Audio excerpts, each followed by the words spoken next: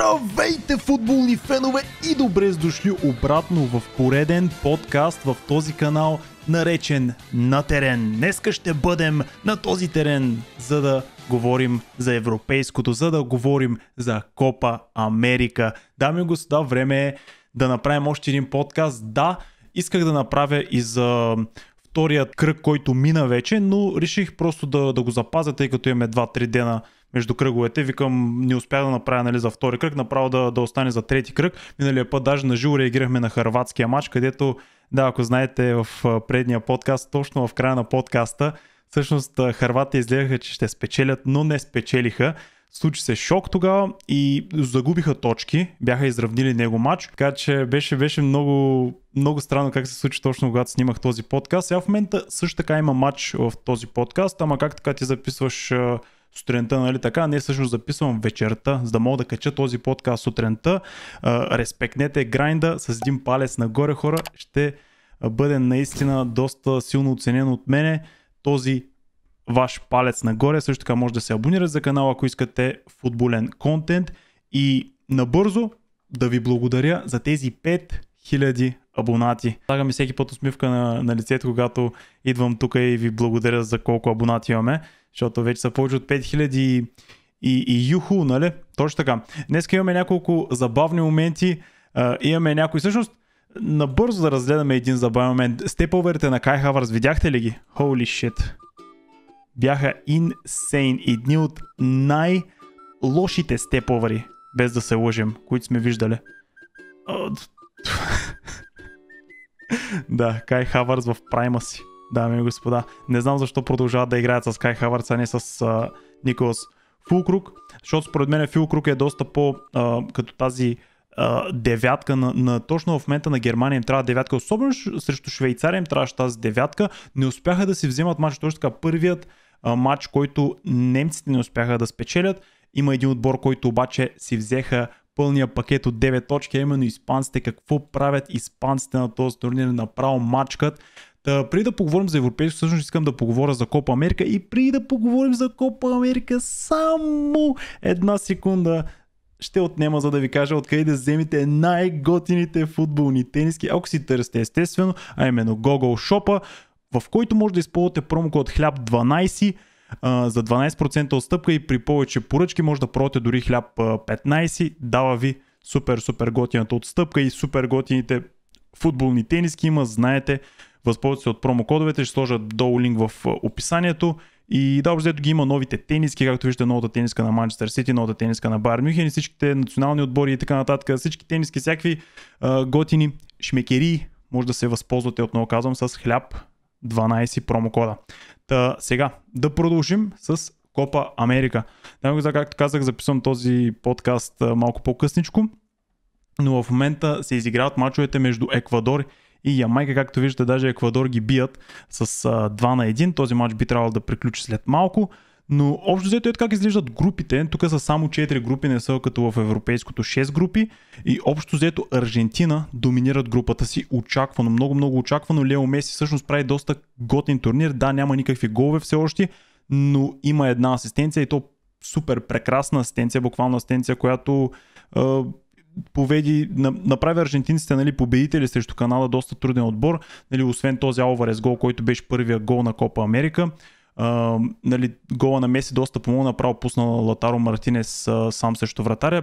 Като споменахме Мартинес, между другото, той пък има 2 гола, най-много голове на този турнир. След това идват хора като Дарвин Нюнес, хора като Мюниос от Колумбия и Хулиан Алварес го споменах, също така има 1 гол. Но да, Мартинес има 2, най-много голове, и асистенции най-много кой има? Хамес Родригес. Точно така, Макалистър има асистенция и така нататък, но Хамес Родригес има 2 асистенции. Да видим Хамес Родригес, нали, ако сте се чудили къде остана този човек, вече не играе ли футбол? Не, всъщност играе и даже има най-много асистенции за сега в Копа Америка. Направи 2 асистенции в първия си матч директно той. Нека да видим, уругвайците играят съвсем скоро, мисля, че даже утре играят те. Днеска играят също така мексиканците, мисля, че играят днеска. Май нещо такова става. Говорих за аржентинците. Общо взето главно следиме аржентинците, отбори като Бразилия също така следиме бразилците, пък когато ги споменах сега, те се изложиха, те загубиха, не загубиха, изравниха матч срещу Коста Рика, колумбийците пък продължават поредицата си от незагуби, точно така те имат около 24-ти матч, мисля, че е това, ако не се бъркам, може би дори 25-ти матч, нещо подобно от незагуби. В смисъл не са губили супер отдавна. Нека да им срещу Бразилия, какво ще направят срещу бразилския отбор, които леко страдаха срещу Коста Рика. Гледал го този матч, дори бразилците вкараха гол, а именно Маркиниус вкара гол, но беше отменен. И Маркиниус така и не успя да отбележи първия си. Не, мисля, че не е първия му гол в Копа Америка, но мисля, че е нещо като втория му гол. Нещо подобно, но общо взето бразилците изравниха този матч, като изглеждаха уж владееха повече, атакуваха повече, контролираха играта, но така и не успяха да надвият костариканците.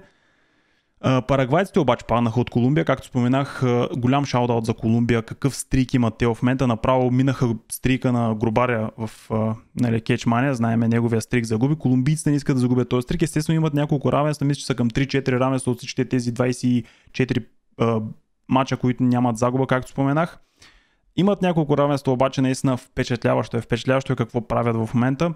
Така че Колумбия също така е голям фаворит, даже бих казал по-голям от Бразилия. Знам, че са големи думи това нещо, но просто гледайки бразилците как се справят първия матч, гледайки бразилците преди да започне този турнир, Роналдино дори беше казал, че ужасяващо да гледаш бразилците в момента как играят и няма никаква отборна игра и просто няма да гледам мачовете на Бразилия в Копа Америка. Доста бразилци бяха против тези изказвания на Роналдино, но Роналдино сякаш е бил прав.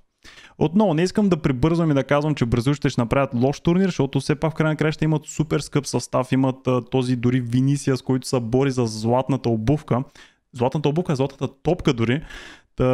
Общо взето имат отбора, имат доста скъп отбор, така че очаквам да видя борба. В смисъл, ако не видя борба, ще е голяма излагация. Естествено, първия матч беше ужасящ за тях.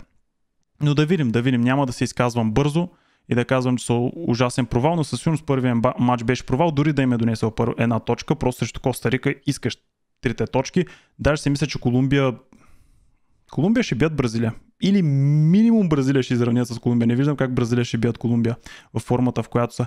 Да поговорим, Уругвай са на първо място, Дарвин Нюнес вкара в първия си матч, общо взето пропускаше много, но успя някакси да вкара. САЩ също така взеха 3 точки. Венецуела, Мексико са на първо и второ място в група Б и Еквадор, както виждате в момента бият Ямайка, така че Ямайка ще се останат мисля, че на последно място. Аржентина и Канада са си първо и второ място, чилийците са на трето място и Перу са на четвърто място, като най-вероятно така виждам да завърша тази група. Да, знам, че аржентинците започнаха, т.е. канадците започнаха зле, играйки срещу аржентинците, но това беше очаквано според мен. В смисъл, аз ви казах ви и предния подкаст ви казах, не подценяйте канадците, знам, че не направиха най-силния мач срещу Аржентина, но пък имаха няколко впечатляващи неща, които видяхме и според мен срещу чилийците и перуканците, мисля, че така трябва да го кажа, ще се справят доста добре и всъщност го правят срещу Перу, взеха с 3 точки, срещу Чили според мен ще се вземат 3 точки или минимум 1 точка, за да могат да си останат на второто място, така го виждам аз и Аржентина, надявам се да вземат и победата. Не, всъщност аз не се надявам, в смисъл аз знам, че ще я вземат. Няма какво да лъжа. Аз съм за Аржентина този турнир, тъй като аз най-много на аржентинците симпатизирам. Знаете, аз съм аржентински човек, имам тениските на Аржентина, обзето от малък като малък съм израснал като голям фен на аржентинския национален отбор. То дали е заради Ди Мария, дали е заради Меси и най-вече дали е заради, знаете, Кун Агуеро е човека, който ме кара да крещя за аржентинците. Заедно с Меси, те са двамата най-добри приятели. Естествено в момента Кун Агуеро не играе за жалост, но в края на краищата като малък съм подкрепил аржентинците и сега ще е малко тъпо да им обърна гръб. Няма значение какво се случва, като малък дори не бяха толкова успешни и ги подкрепях. Сега в момента са успешни и да не ги подкрепям сега ще е малко тъпичко. Тъй че естествено, че подкрепям аржентинците, няма какво да си кривим душата. Искам да ви казвам така както го мисля, така както всъщност го чувствам, да не увъртам, за да ми кажете как му подкрепяш аржентинците, те вземат само дуспи и така нататък. Това е, брат. Това е смисъл, от малък си ги подкрепям и в този турнир няма да лъжа, ще си кажа както си е. Тях си подкрепям и искам аржентинците да доминират. Лео Меси за златна топка отново. Сега Кристиано Роналдо фенове с фейспалм, как изобщо ще я вземи. Ще видите, това е Лео Меси в края на краща. И като споменахме Лео Меси, всеки път, когато почват да го ритат, между другото ми става супер гадно, защото наистина изобщо не го жалят. Гледайте какво го прави. Майко, какъв ритник. Право в стомаха. Брутално си го отнеси. Отнася някакви ритници, пада на земята, изправя се. Имаше даже в първия мач срещу Канада, даже имаше една уж изглеждаш като контузия. Изправи се, феновете супер много бяха оплашени, наистина показваха даже реакциите на феновете. Самия режисьор на самия матч срещу Канада, където Аржентина играха. И бяха много стреснати, наистина феновете бяха много стреснати. Меси обаче се изправи, изглеждаше, че ще продължи. Сега срещу чилийците също се случва и това нещо и просто човек, не знам дали Меси ще издържи, наистина не го жалят. В смисъл не казвам, че трябва да го жалят или нещо подобно, но брат, какво правят? В смисъл наистина брутални влизания. Не само на Меси, имаше едно брутално влизане на Ди Мария, други брутални влизания също виждаме. Копа Америка опитват се да го направят физическо, колкото се може повече. Да, викат Висшата лига пасти да яде. Тата яде.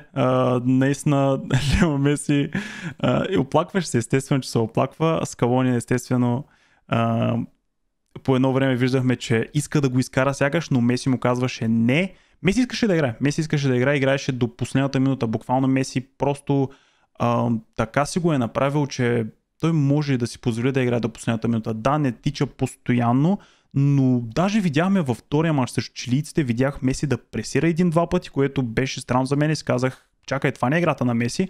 И Меси пресираше, опитваше се да вземе топката. Да, хем се пази, но пък го виждаш, че го иска. Абсолютно го иска, не е като да е спечелил световното и да се казва превъртях футбол. Той иска да печели все още за Аржентина и да им вземе още една Копа Америка. Така че това е готино да виждаш от капитана си. Няма значение, че е на 37. Бори се и между другото, да, няма гол все още, но беше много близо на два пъти срещу Канада да вкара. Не успя да се направи чиповете. Тук пък срещу чилийците трябваше да вкара гол, но гредата спаси чилийците. Много прекрасен изстрел от Лео Меси извън наказателното и просто чилийците бяха спасени от тази странична греда. Да, Меси имам чувство, че ще вкара гол. Сигурен съм, че не съм напълно сигурен, но убеден съм. Вярвам, че Меси ще вкара срещу Перу наистина. Вярвам, че този път ще станат нещата. Да, срещу Канада нямаше късмет. Срещу чилийците, мога да кажа, че чилийците имаха късмет, че Меси не им вкара гол. И мога да кажа, че срещу Перу няма да пропусне. Дано. Все пак Меси го обичаме, но едно друго нещо. Латаро Мартинес спаси аржентинците, между другото им дари победата. Той вкара към последните минути на матча и направи доста аржентинци щастливи, вземайки тези 3 точки и 6 точки общо за Аржентина. Хубаво си поговорихме за Копа Америка. Ето го, между другото, тук съм си подготвил даже някои груби неща. Някой казва, че Аржентина пак ще го взема, защото съдите им помагат и така нататък. Просто да видите какво се случва. Тук не им дадоха дуспа, като ръката не беше напълно прибрана. Всъщност тази топка беше спряна от ръката на играч на Чили. Не го прегледаха дори мисля, че толкова много вар. В смисъл веднага направо го дадаха настрани и продължиха си мача. Имаше леко преглеждане, сякаш, ама не помня да е било нещо сериозно, пък в смисъл имаше си ръка. След това имаше и... Това не беше за дуспа, не беше нарушение за дуспа, но беше грубичко, нямаше игра с топката и Ди Мария беше спънат. Дори бих казал, Ди Мария, ако беше минал този играч и не беше спънат по този начин, ще да направи пас, който можеше да доведе до гол. Така че това е потенциално за червен картон, минимум жълт картон. И не беше даден фал. Не беше даден никакъв фал, така че да, със сигурност някои фенове казват на аржентинците и помагат така нататък, но не се заблуждавайте хора, също няма такова нещо. Даже гледайки последните им 2 мача, не получаваха някои неща, които бяха... Случваха се пред съдята и съдята просто не ги даваше за Аржентина, което беше странно. Но да видим дали това ще продължава. Все пак Аржентина някакси вземат мачовете. Иначе бих казал, че европейското е доста по-интересно от Копа Америка. Повече голове, да, Копа Америка някакси така, аржентинците вкарват, но има някакви много скучни мачове в Копа Америка. просто искаш да гледаш. Даже бразилския матч, като гледах, изобщо не ми беше интересен. Естествено беше 0-0, имаше един отменен гол, но някак си нямаше го този хайп. Докато, само набързо да покажа, Меси между другото се видя с стария си приятел Клаудио Браво и се поздравиха двамата набързо. Меси не пропусна да го прегърне. Клаудио Браво между другото с мустака. Това беше готин момент, исках да го покажа.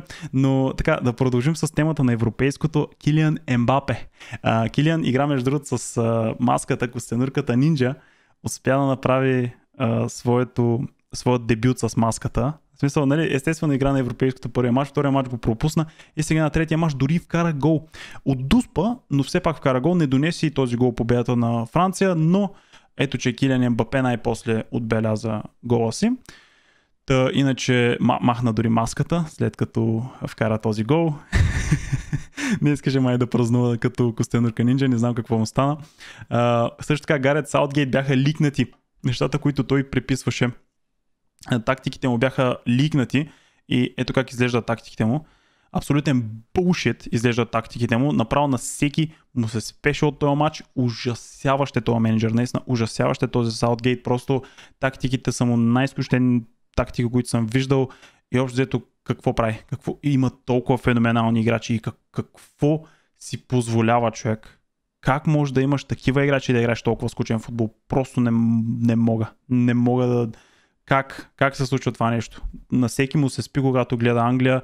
Англичаните просто продължават напред, но с най-скучния футбол. И това не е, според мен, това не е толкова заради играчите, просто тактически, гледайки Англия как играят, те просто играят безопасен футбол. Безопасен футбол и не искат да разочароват менеджера си, естествено. Не ми харесва. Абсолютно не ми харесва.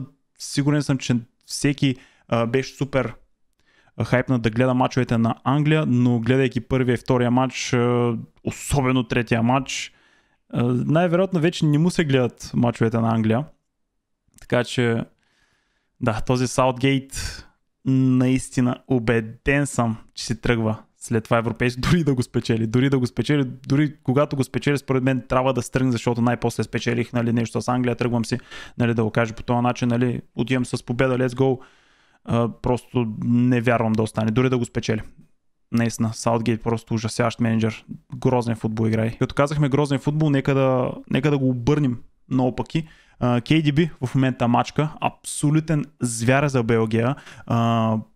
Голове, опитва да прави асистенции. Естествено, 2 пъти в 2 мача играч на мача. За сега може би играч на турнира. Виждам го да е играч на турнира. Естествено, белгийците трябва да се правят по-добре, за да стане играч на турнира, тъй като белгийците имат още предизвикателства пред тях. Едно от най-големите предизвикателства на KDB според мен е, да, взема играч на матча, феноменален играч, феноменални пасове, много хубави положения, шансове за голове и всичко, създава много. Но една от най-големите пречки на KDB, дами и господа, засадите на Лукако. И не само пропуските, също така на Лукако. Why always ми казва Лукако. Не можем да разберем. Наистина не можем да разберем. Човека е в засада във всяко едно положение. Буквално патката му беше в засада. Човек, в смисъл, не мога да повярвам как Лукако просто е най-нещастният човек, или по-точно така да кажа футболист, който играе на това европейско. 3 отменени гола вече. Буквално той можеше да е човека с най-много голове на това европейско, но не е. В момента кой има най-много голове в европейското, това е on goal. On goal има най-много голове. Мисля, че са 6-7 гола. Така че on goal в момента мачка европейското. Така да е, шегите на страна, наистина Лукако можеше да има най-много голове на това европейско. Толкова много пропуски, голове супер много и то, нали, отменени. Дори и това не е само пропуските. Просто не знам какво му стана. Лукако е в един такъв период, дето имам чувство, че се лигае. Наистина, не ме разберете погрешно, имам чувство, че Лукако се лигае. Това е, може би, мастер класа на Лукако. Сега ще ви кажа плана на Лукако. Много добре го знам. Плана на Лукако е, накарай опонентите си да си мислят, че си абсолютен аматьор, слабак. Но когато дойде времето за най-важните мачове, Лукако ще е там. Лукако ще бележи. Тази плешива, хубава, готина кратуна ще вкарва голове. Този ляв убийствен крак. О, да, голове. Не знам дали наистина това е тактиката на Лукако, но ще видите, Лукако ще му дойде така, ще му штракне нещо и ще има един феноменален матч. Сигурен съм, брат. Минимум 2 гола ще направи така, може би ще направи няколко шанса, ще създаде нещо подобно. Не знам, Лукако имам чувство, че ще има този момент в това европейско, колкото и да е странно да го казвам в момента. Просто Лукако е такъв футболист, дето има и така супер ужасяващи сезони, изведнъж просто отива в Рома ли ще бъде, отива в Интер ли ще бъде. Има един такъв супер добър сезон. После отива някъде другаде, има ужасяващ сезон. После пак отива някъде другаде, както в Рома сега последно, имаш супер добър сезон. Сега, нали, в Белгия започна супер зле, ама ще има един такъв матч. Лукако има го, може да го прави. Идеята е, че няма късмета. Той главно няма късмета. Главно няма късмета, нека така да го кажа. Не искам да кажа, че няма уменията. Наистина според мен Лукако е нали, добър футболист. Просто да, хората много мимват. Много го мимват. Но ще видите, Лукако ще има един мастер-клас, където ще вкара поне 2. Дори може би хетрик. Нямам търпение да го видя този момент. И съм сигурен, че сега някакво от думите ми ще бъдат опровергани, като Лукако ще вкара хетрик в един матч и всичко ще бъде отменено. Или всичко ще сваща идеята. Също така видяхме братовчея на Ембапе в публиката. Някой може ли да го открие? Буквално много е лесно. Би трябвало да може да откриете братовчея на Ембапе, не е толкова трудно. Съжалявам за тези, които са слушатели в момента, но да, тези, които гледат, могат да го открият. Най-вече вече са го открили. Най-вероятно вече сте го открили, исках да кажа. Да продължим с този последния матч, който се случи. Какъв кетчман е направо? Какво меле, брат? Какво меле? Турция играха срещу Чехия и на края на матча, само да кажа рекорда, 2 червени картона. Първият червен картон дойде към 20-та минута или нещо подобно, като играч на Чехия получи този червен картон и Чехия играха целия матч без един играч, с 10 човека го играха, като резултата завърши 2-1. Това беше и моята прогноза за матча и общо взето турците се справиха добре, турците продължават напред, чехите отпадат. Сега ще поговорим естествено за групите отделно. Но този матч, специфично този матч, 2 червени картона в края на матч, нали, сега да показва още един червен картон. 18 общо жълти картона. 18 жълти картона, човек. Това трябва да е някакъв рекорд, нали? 2 червени картона, нямаш 2 играча на терена, има 18 жълти картона, човек. Като се има в предвид, че 22 играча играят в един матч. Това означава, че да, знам, че първите 2 жълти картона всъщност бяха на този човек, който получи директния червен картон след това, така че тези 2 жълти картона са броят, но от 22 човека да има 2 червени картона и 18 жълти, наистина, трябва да е нещо като рекорд, нали? Това пак ти майката, човек. Да, беше си меле накрая, нещо се скараха, сбиха се. Не знам, че се поуправиха след това, ама не знам, не съм сигурен. Да продължим с мелето. Какво меле беше и последния мач на Португалия? Когато си казахме, че и Португалия могат да са тези, защото Германия го ботълнаха. Германия не успяха да вземат пълния колектив от 9 точки, Испания успяха. И си казахме, и Португалия има този шанс. Кристиано Роналдо игра даже последния матч с Б отбора на Португалия. Не играха с главните си играчи, естествено, доста от играчите липсаха, Бернардо Силва и така нататък, който Бернардо Силва беше играч на матча предния матч, просто нямаше нужда да го пускат този матч и други. Нали, Бруно Фернандеш не го видях, мисля, че ако не се бъркам, Кансело, Дало даже май не беше там. И общо взето Роналдо игра. Роналдо реши да играе този матч и матча започна и беше абсолютно меле. Абсолютно меле, като казвам, от доминация на Грузия. Неочаквана доминация. Естествено играят срещу... В смисъл не беше някакво Грузия да доминира целия матч. Естествено, че Португалия владееха повече и така нататък, но искам да кажа, че Грузия биха Португалия 2-0. Като Квара започна резултата още от първата минута, първа-втора минута, един от най-бързите голове в европейско, Квара го вкара. Феноменален гол с слабия си уж в кавички ляв крак, но знаем, че Кварадона няма слаб крак, така че е много силен мач на Квара, даже стана играч на матча. И общо взето грузинците спечелиха. Никой не го очакваше. Дори срещу Б отбора, в смисъл, Испания също играх с Б отбора си, последния мач, защото няма нужда да пускаш всичките си играчи, може да играеш с нали, резервите си и така нататък, защото ти вече си напреднал, в смисъл, не губиш нищо, просто да тестваш някакви нови неща. И да, Б отбора на Испания бяха много силни, взеха си мача. Б отбора на Португалия обаче нищо общо. Леле мале. Грузинците щом Грузията бият Грузия, смисъл всички ги знаем, Грузия победиха България, бият някакви такива по-малките държави, но иде ли до по-големите държави, Грузия никога не успяха да се справят и тук всъщност направиха нещо изненадващо. Справиха се и то срещу Португалия. Отново казвам, да, знам, нали, не беше най-силният отбор на Португалия, но все пак хората не го очакваха. И да, голяма победа на Грузия. Имаха и втория им гол дойде от нападателя им, който вкара от Дуспа.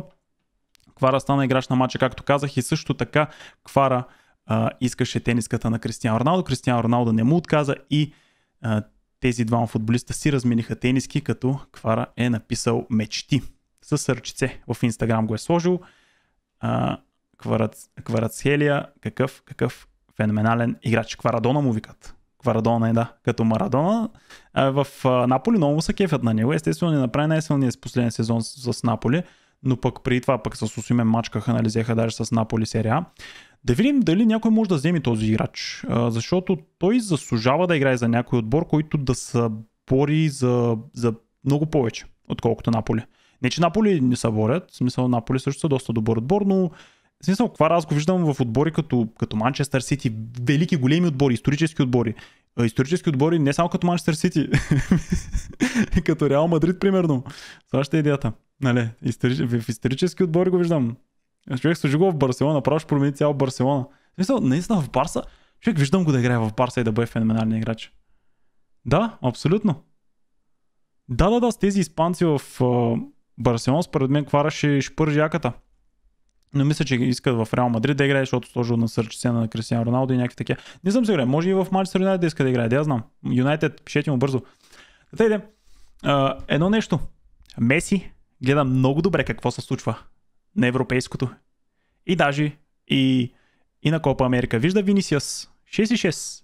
Джуд Белингъм прави ужасно европейско. Дори да е вкарал първия гол за Англия, ужасно европейско прави Джуд Белингъм в момента. Просто хората се чуят дали Джуд Белингъм е системен играч. Никакъв шанс. Според мен с това представяне на европейското хората си мислят, че Джуд Белингъм сега вкарва първия гол, ще бъде супер страхотен, но първият мач той не беше толкова добър. Просто вкара гола. Някакси топката рикошира, отиде към главата му и долу-горе на празна врата, той успя да вкара гол. Но втория мач не толкова добър. Третия мач трагичен. Трагичен трети мач. Общо взето Белингъм изобщо вече не го виждам да вземе златната топка. Няма този пиар сякаш с това представяне, особено европейското. Трябва да направи нещо по въпроса, естествено. Вини, първия матч също беше ужасящ за Вини. Така че да, и Вини се бори за златната топка. Но пък Меси така ги гледа и си казва, това ли е конкуренцията? Това ли? Сериозно ли? И Меси взема, нали, хубавите резултати в момента. Мачка в Америка, Интер Майами, знам, че, нали, МЛС играч много трудно ще вземе златната топка, ама Копа Америка може би ще му помогне. Представете ли с наистина Меси пак да го вземе? Да се върнем на европейското. Това е просто един интересен мим, който исках да покажа. Според вас, кой ще вземе златната топка? Честно. В смисъл, ако Винисиус продължава да прави ужасящи мачове, Белингъм според мен е изключен вече от Винисиус вкара и на финал на Шампионска лига. В смисъл, ако някой Реал Мадрид играч трябва да го вземе, според мен трябва да е Винисиус. Трябва Англия да спечелят европейското, но Джуд Белингъм като не се представя добре, ще го заслужава ли дори Англия да вземат европейското? Може би.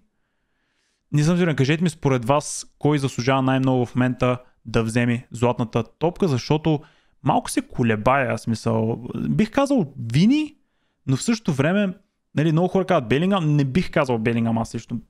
За Вини си също леко се колебая. Да видим как ще се върши европейското. В момента има наистина много...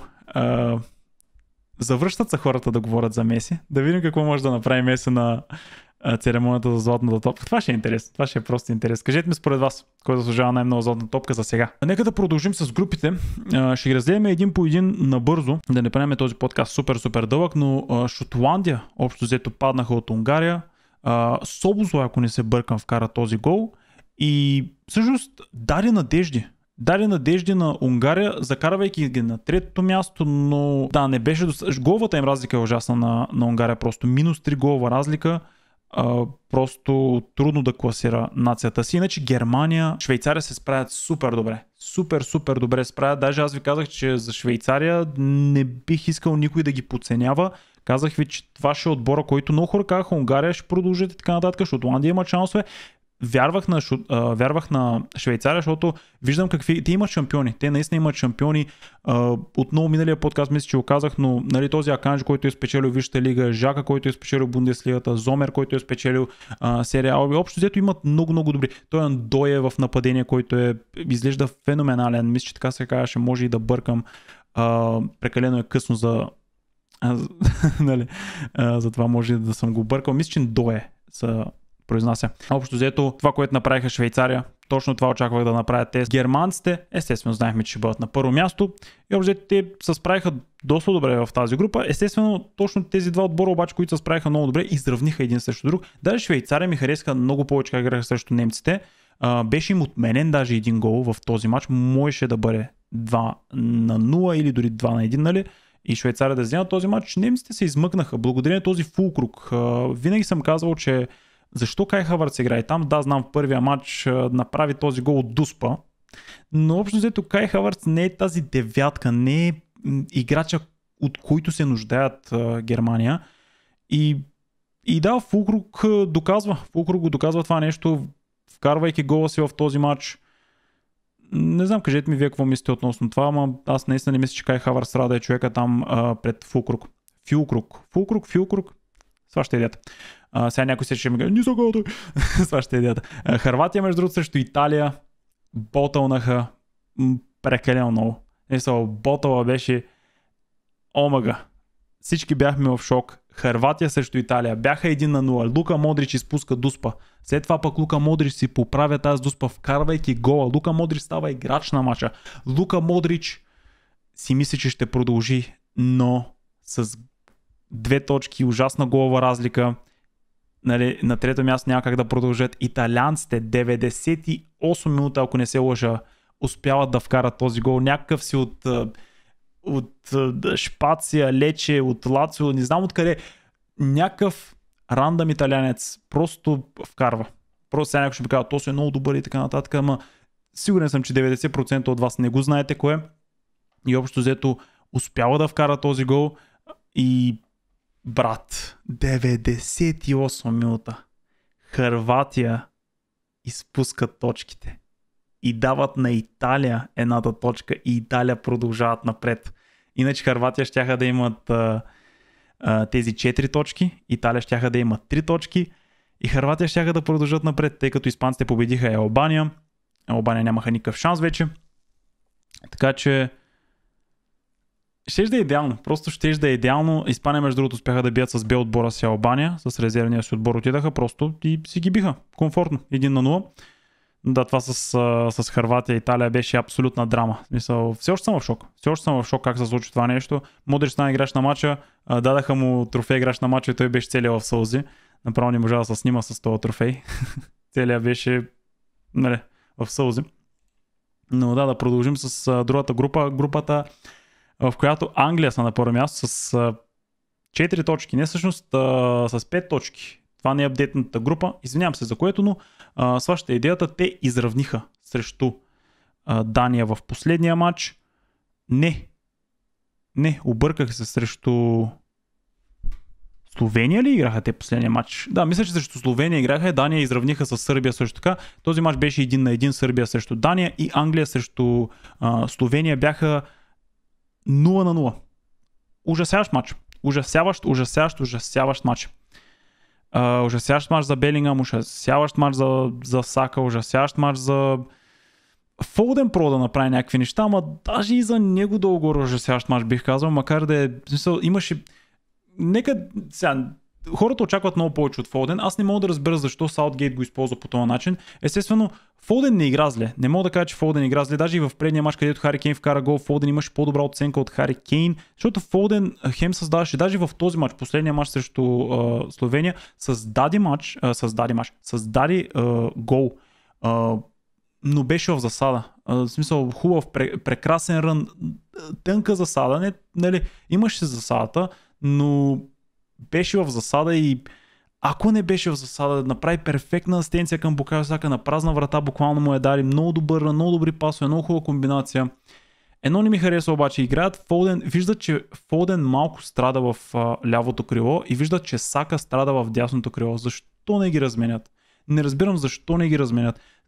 Естествено разбирам заради Southgate, вярва си явно на системата, но едно нещо, което се случва е, че Фолден сме виждали просто да прави тези феноменални кътове, не прави толкова добри центриране. Хари Кейн се нуждае някой, който да му центрира по-добре. Мисля, че Сака може да центрира по-добре от Фолден, не съм напълно сигурен, но Фолден центрира някакси много остро. Хари Кейн не може да справи с тези остри центрирания и идеята е, че Фолден трябва да навлиза навътре, за да може да прави тези пасове. И много го затварят последните мачове, а пък в дясно той обича да кътва, така да кажа, с левия крак да се обръща и да стреля в далечната страна на вратата. Далечния гол на вратата. Показвал ни го е много пъти срещу, правил го е срещу, дори в близката страна може да стреля, срещу Евертън го е правил, срещу Юнайтед го е правил това нещо, да кътва извън наказателното, просто да направи феноменален стрел, да го вкара. Дори срещу Реал Мадрид. Срещу Реал Мадрид го е правил това нещо, дори човек. И Саутгейт не се използва от това качество на Фил Фолден. Малко ми е странно това нещо, нали? Просто виждаш, че и двамата страдат. Защо не пробваш за малко да ги размениш? Защо не опиташ нещо ново? Защо Палмър влиза супер в края на матча? Майно с прави не толкова зле като влезе. Смисъл, защо не опиташ нещо ново, защо не ги стартираш? Майно, примерно, според мен, ако беше стартирал и след това беше го променил, нали, да видиш как ще започне матча с него. Защо не... Саутгейт просто не иска да прави рискове. Не иска да прави рискове, страл го е и играй скучен футбол, ужасяващ футбол играй с футболистите, които има буквално. Говорим за футболисти, нали, като Белингъм и като Кейн и като Фолден и като Сака, които имат лоши мачове. Как може да казвам, че такива футболисти имат ужасяващи мачове, не лоши мачове? Просто трагично е. Трагично е положението в Англия и сега с Фолден се случи нещо, между другото с семейството. Мисля, че той се оттегли от европейското. Не съм сигурен дали може да се върне европейското, но се случиха няколко проблема с семейството. Но естествено семейството е много важно нещо, така че напълно го разбирам Фолден ако се е оттеглил официално от това европейско. Новините са доста пресни, не съм сигурен. Ако някой долу може да ме информира. Мисля, че няма да играе повече Фолден обаче на това европейско.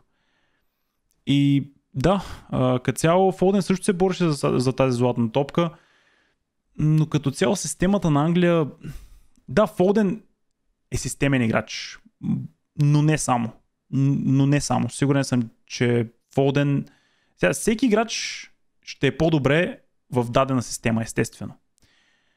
Но сега Сити, да, Пеп Гвардиола обича системите си, обича да създава тези системни играчи. Дори да не са най-добрите играчи, но доста от тези играчи се доказват. Алварес беше играч на матча срещу Канада. KDB, естествено KDB не е системен играч, нали, той може да играе в всякакви системи, нали, навсякъде може да играе да е супер добър, нали, KDB взе 2 пъти играч на матча, за 3 матча, Бернардо взе 1 път играч на матча, Аканджи взе играч на матча, кой друг взе? Сити играчите вземат. Не е като да си в системата на Пеп Гвардиола или да не можеш да играеш в друга система. Просто проблема е Саутгейт, че не може да създаде тази система за тези играчи. И много хора се чуват Белингъм сега системен играч ли, не може да играе в други системи и така нататък. Под системен играч какво има предвид, че играе в една дадена система, не може да играе в друга система. Не мисля, че и така. Това са талантливи футболисти. Мисля, глупаво е да си го мислим това нещо изобщо. Много фенове в интернет така смятат, но това изобщо мега глупо е да го мислим това нещо. Според мен просто Саутгейт не пробва достатъчно креативни неща с тези играчи, според мен, и затова не изпъкват. И се вижда как ги е страх да атакуват понякога, вижда се как са доволни с равенството, което е тъпо е. Така, прекалено много говорих за Англия, естествено, но положението в Англия е зле. Естествено, аз дам някакви съвети, като да промениш Сака с Фолден, някакви, може би, съвети, които не винаги биха работили, но просто ви казвам как стоят нещата в моя гледна точка. Аз бих пуснал Кол Палмър вместо Белингъм за един матч. Що да не го пробвам? Мисля, виждаш, че Белингъм направи... Добре, може би вкара гола, но не направи като цял силен матч. Първия матч. Втория матч отново не направи силен матч. Защо не пробваш Палмър директно? Защо не го пробваш това нещо? Мисля, в квалификациите можеш последния матч да пробваш някакви такива тактики. Испания го правят. Видяхте, че Португалия пробваха някакви неща, което е доста добро. И Англия с този склад депт, защо Защо не опитаха нещо подобно? Защо играха супер безопасно с всичките си 11, които човек не рискуваха, не пуснаха Майно, не пуснаха този Палмър. Сега ще кажете, нали, Белингам трябва да излезе Палмър. Аз бих го сменил. Защо не пробваш Кол Палмър, който в английската висша лига се е доказал? Не разбирам. Нека да продължим напред с следващата група D, в която имаме Холандия срещу Австрия. Какъв сблъсък беше това, между другото. Австрия поведоха, след което Холандия се върнаха в матч с прекрасен гол на Депай. Мисля, че беше първия гол. След това Австрия пак вкараха гол 2-1 и след това Гакпо. Или първия или втория гол беше на Гакпо. Нещо подобно. Направиха резултата 2-2 и австрийците отново успяха да вкарат гола. Просто холандците хем ги настигат, но не могат да ги удържат. Тък му си викат, тук сме, не стават нещата обаче. Също така, Франция и Полша изравниха, като имаше дуспа за Килиан Ембапе и имаше дуспа за Робърт Левандовски, двамата перфектни нападатели. Така да го кажа, вкараха си головете от дуспи. Но пък, да, Франция, между другото, изненадващо са на второ място. Холандия има 4 точки, хубава голова разлика, така че Холандия продължава дори да са на трето място. И Австрия, най-знаеш нещо е, че Австрия, кой да очаква? Кой да очаква? Смисъл, мислех, че Австрия ще продължат напред нали, от групата.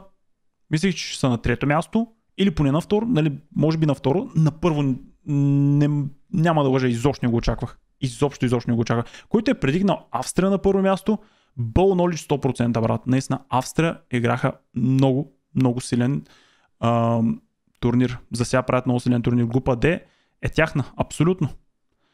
Хубава голова разлика, 6 точки. Просто ева. Аплодирам ги австрийците. Много добре се справиха. И в тази група F, Чехия с Турция. Турците, както казах преди малко, успяха да ги бият с 2-1, къде станаха мелета, нали, в края на матч. Супер много жълт, супер не много червени, 2 червени картона, но сваща идеята. Като тук Португалия са на първо място заради головата разлика, иначе турците имат 6 точки. Този предикшън ми беше точен, докато Грузия всъщност не направиха тази победа срещу Португалия, която не очаквах. Дори с Б отбора си мислех, че Португалия ще вземат срещу Грузия, но предишния ми не излезе, мислех, че чехите ще бъдат на трето място и ще успеят да продължат в турнира, но не се случи това нещо. Чехите паднаха жестоко и Грузия успяха да победят най-после голяма държава като Португалия и с 4 точки, 0 голова разлика, не лоша, успя да продължат в турнира, което е впечатляващо за Грузия. Ево на Грузия.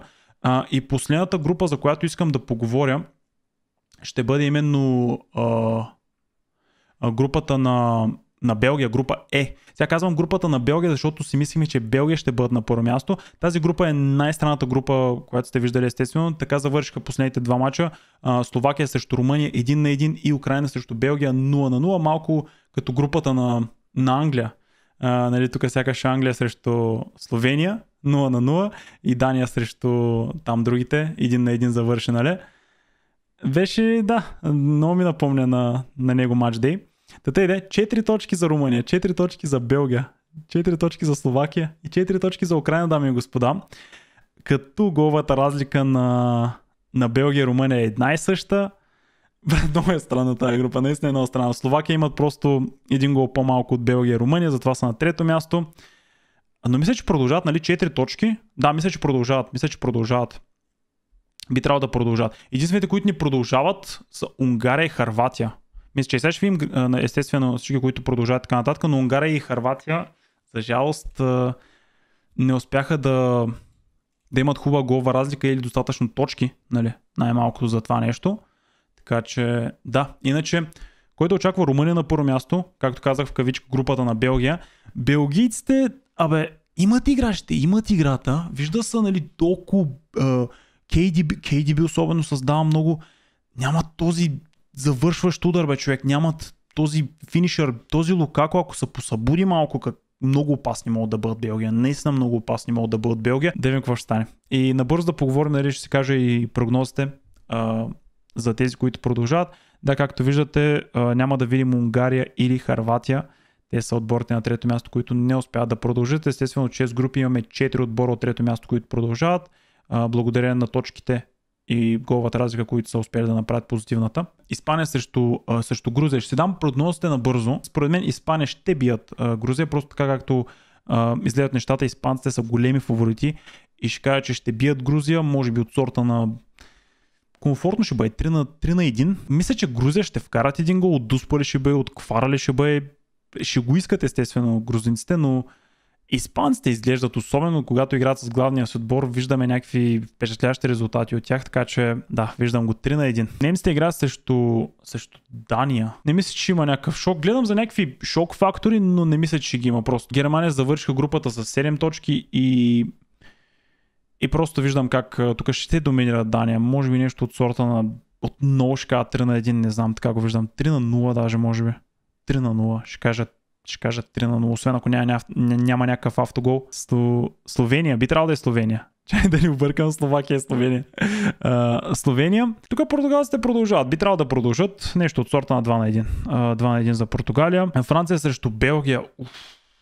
Тук би трябвало французите да продължат, но ще кажа Белгия. Ще кажа нещо от сорта на 1 на 1 и Лукако на добавено време ще направи резултата 2 на 1 и Белгия ще продължат.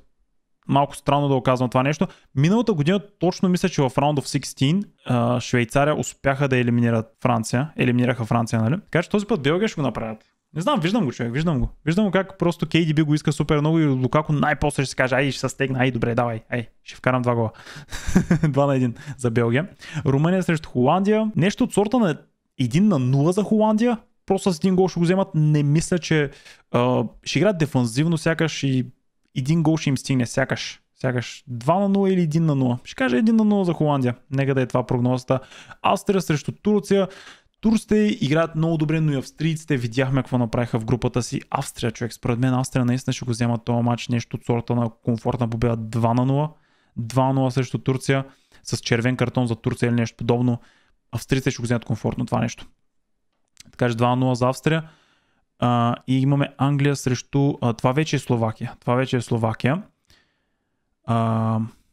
Може би нещо от сорта на Англия ще го вземат по скучната отново. 1 на 0. 1 на 0 за Англия, може би даже автогол. Не знам кой ще го вкара, човек. Нямам си никаква идея.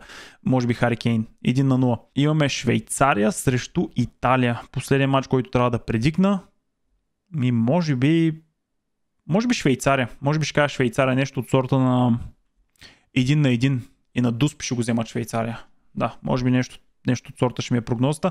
1 на 1 на Дуспи го вземат Швейцария и нека да преминем към следващата елиминационна фаза, преди полуфиналите. А именно имаме Испания срещу Германия. Все пак съм предигнал, че немците ще го спечелят, така че ще кажа 1 на 1 и на Дуспи Германия побеждават Испания, макар че наистина виждам как испанците продължават напред. Но все пак предишън ми е Германия да го спечелят и ще си остана с този предишън. Естествено малко с полза нататък, но Германия срещу Испания ще кажа 1 на 1 и на Дуспи Германия продължават за полуфинали. И след това имаме Португалия срещу Белгия, като тук смятам, че ще е нещо от сорта на 1 на 0 или 2 на 1 ще кажа. 2 на 1 за Белгия. Отново, Ромео Лукако избухва. Вкарва първия гол. След това някой друг от Португалия, Бернардо Силва, Кристиано Роналдо, Бруно Фернандеш, може би някой от тях тримата, виждам да вкара. Един гол вкарва. И идва Big KDB. KDB Masterclass. Запомнете ми думите. KDB Masterclass. Бам! Супер силен изстрел. Спасява Белгия 2 на 1 редовно време. Мале какъв полуфинал. Отново белгийците избухват. Отново казвайки, отдавна не се избухвали толкова много, нали? Последно на не на предното, на по-предното световно. Както и да е. Нека да видим какво ще стане от другата страна. Имаме Холандия и Австрия. Точно така. Австрия ми беше предикшена и тук си мисля, че ще има нещо като шок. Хората си мислят, че Австрия едва ще стигнат по-далече. Да, според мен Австрия на полуфинал. Австрия побеждава от Холандия. Нещо от сорта на 2 на 1. Така го виждам. 2 на 1. Може би 3 на 2. Може би нещо пак от този сорт. Не, ще кажа 2 на 1. Ще кажа този път 2 на 1. Пак ще се повтори. Австрия срещу Холандия. Двете държави с бялото по средата. Да, Австрия продължават напред, доказвали са, че могат да бият Холандия вече и ще го направят пак този път с 2 на 1 резултат, като имаме Англия срещу Швейцария и тук е времето Англия да продължава да играят скучния си футбол. Омага, не знам защо. Искам се да кажа, че Англия ще отпаднат, ама някак си и тук ще успеят, човек. И тук ще успеят някакси с грозния си 1-0. Отново 1-0. Някакъв гол на Хари Кейн. Нещо ще се случи. Швейцария ще отпаднат по тъпия начин. Макар че отново виждам как Швейцария ще победят Англия. Но не. Някак си този футбол на Саутгейт ще успее. Ще успее и англичаните ще победят. Англичаните ще победят. Точно така. Англичаните на полуфинал срещу Австрия. Австрия срещу Англия. И тук... Омага. Тук ще съм най-големия идиот в момента. Не ще кажа, че англичаните някак си успяват. Глупаво е. Знам. Много е глупаво, но англичаните някак си успяват, побеждават Австрия и продължават войс крак. Пак 1-0. Не знам дали го правим мим. Не знам дали са ми мим предикшените, обаче трябва Австрия да продължат, нали? Вече прекалявам с Англия. Те още срещу Швейцария трябва да продължат, ама някакъв шок ще стане, защото Англия ще ги бият. И... Австрия. Не мога да го кажа, брат. Не мога да кажа, че Англия ще бият Австрия. Просто не мога, не знам. Австрия играят прекалено добър футбол, за да паднат от Англия. Знаеш какво? 1-1.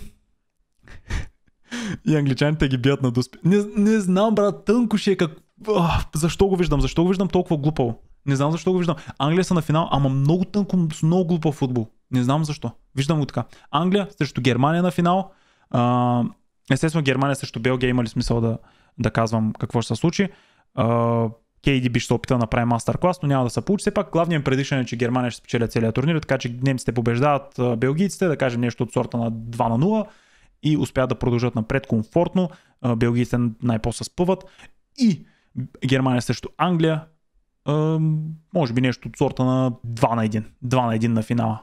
Или 1-0. В смисъл, нещо от сорта. Искам 2-1, защото да има повече голове. Надявам се да е 2-1 финала и Германия стават европейски шампиони. Напълно го виждам как Испания ще направят това, което Германия. Мисля, че тук с Англия някакси. Човек, ще видите. Англия просто ще продължат някакси. Англия просто някакси с скучния си футбол, грозния си футбол, този Саутгейт просто ще направи нещо. 1-0 резултати и просто ще ги закара до финала.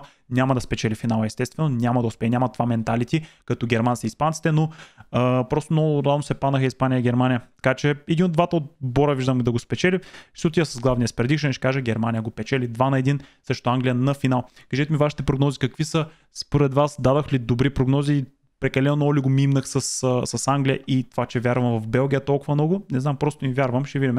Буквално Белгия могат да паднат първия мач, така че тези прогнози много бързо могат да се провалят, но ще кажа нещо, което не много хора ще кажат. Белгия продължават напред. Нека да им дали се случи. И естествено да видим едно последно место как се поздравя с приятеля си.